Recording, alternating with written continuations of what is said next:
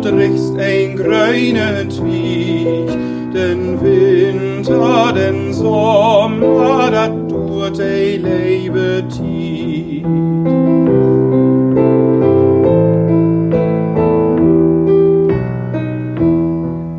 Worum soll ich nicht greinen, wo ich doch greinen kann? Ich hef nicht Vater und Mutter, die mich versorgen kann.